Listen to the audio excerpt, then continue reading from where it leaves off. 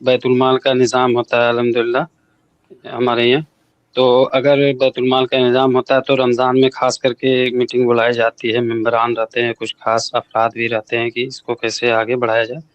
اگر اس میں کوئی خاص ممبر یا عام ممبر جو وہاں پہ موجود ہو یہ سوال کرے ذمہ دار سے کہ کیا بیت المال کا کوئی اخراجات کا حساب کتاب ہے، تو کیا ایسا سوال کرنا ممبر یا ادر کسی پرسن کے لیے اس میٹنگ میں مناسب ہے یا پھر نہیں ہے؟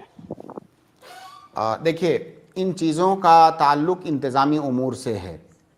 جو جی بھی سر. چاہے اس کا کوئی ذمہ دار اعلیٰ ہو یا جو چھوٹے ذمہ داران ہوں، سب کے اندر امانت داری، دیانت داری اور شفافیت، ٹرانسپیرنسی، یہ چیزیں لازمی ہیں.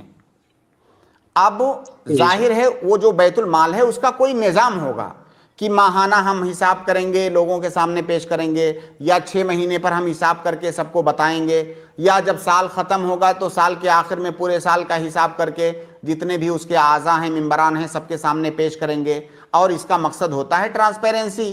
وہ جی امانت سر. داری جو دکھائی گئی ہے وہ لوگوں کو دکھنی چاہیے.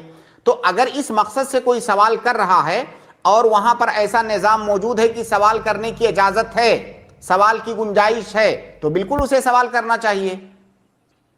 خاص طور سے جب جی سر. اس طرح ٹرانسپیرنسی خطرے میں ہو، امانت داری خطرے میں ہو، تو بالکل سوال کرنا چاہیے. اور مناسب تو یہ ہے کہ سوال کرنے سے پہلے جو ذمہ داران ہوں معاملہ اتنا کلیئر رکھیں کہ کسی کو سوال کرنے کی ضرورت ہی نہ پڑے. ہر تھوڑے دن پہ وہ ایک ایسا نظام اور رول بنا کر کے رکھیں کہ اتنے دنوں میں ہم حساب کتاب کرتے رہیں گے اور وہ حساب کتاب سب کے سامنے پیش کریں گے. اتنی آمدنی ہوئی، اتنا خرچہ ہوا، یہ اجمالی رپورٹ ہے، یہ تفصیلی رپورٹ ہے، یہ ساری چیزیں ہوتی رہنی چاہیے.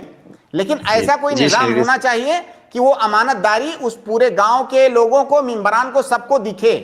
ایسا نہ ہو کہ سب کچھ گپ چپ میں ہو. یہ جو گپ چپ والا معاملہ ہوتا ہے وہیں پر جو ہے کرپشن ہوتا ہے.